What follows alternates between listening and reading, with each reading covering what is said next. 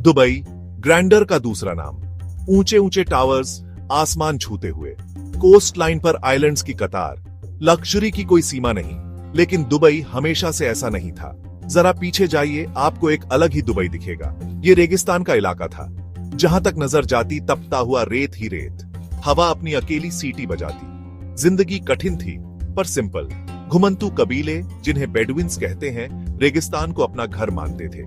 Survival में माहिर, अपने ऊंटों के साथ ड्यून्स पार करते। मोटी उनके खजाने थे जो समुद्र की गहराई में मिलते थे। मछली पकड़ना उनका गुजारा था। उनकी जिंदगी रेगिस्तान की धड़कन से जुड़ी थी। ये जिंदगी आज के दुबई से बिल्कुल अलग थी। लेकिन किस्मत को कुछ और ही मंजूर था। रेगिस्तान की रेत के नीचे एक खजाना छुपा था। काला सोना इसे कहते थे, ऑयल। 1960s में तेल की खोज ने सब बदल दिया। दुबई की किस्मत रातों रात बदल गई। रेगिस्तान का सपना अब बदलने वाला था। शेख रशीद बिन सईद अल मखदूम, दुबई के रूलर, का एक विजन था। वो इस नई दौलत की ताकत समझते थे। उन्होंने इंफ्रास्ट्रक्चर में इन्वेस्ट किया। पोर्ट्स बने, एयरपोर्ट्स बड़े हुए। दुबई ने दुनिया के लिए अपने दरवाजे खोल दिए। शेख रशीद के विजन ने दुबई के तेजी से प्रोग्रेस की नींव रखी। दुबई का ट्रांसफॉर्मेशन कमाल का था। एक रेगिस्तानी कस्बे से ये एक ग्लोबल सिटी बन गया। स्काईस्क्रेपर्स, जो कभी सोचे भी नहीं जा सकते थे, अब आसमान छू रहे थे। उनमें से एक था बर्ज खलीफा, दुबई की एम्बिशन का प्रतीक।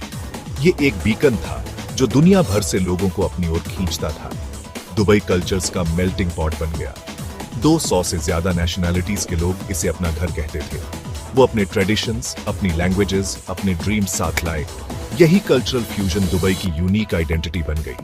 शहर एनर्जी से धड़कता था, ह्यूमन एंडेवर और पॉसिबिलिटीज की स्पिरिट का प्रमाण। आज दुबई एक ग्लोबल हब है, फाइनेंस, टूरिज्म और इनोवेशन का सेंटर। ये शहर कभी रुकता नहीं है। ये आर्किटेक्चर और इंजीनियरिंग की सीमाओं को लगातार आगे बढ़ाता है। पाम जुमेरा, एक पाम ट्री के आकार का आर्टिफिशियल आर्किपेलागो, इनोवेशन की इस रिलेंटलेस परस्यूट का प्रमाण है। रेगिस्तान से एक ग्लोबल मेट्रोपोलिस तक दुबई का सफर एक इंस्पिरेशन है। यह ह्यूमन एम्बिशन, विजन और ट्रांसफॉर्मेशन की पावर की कहानी है।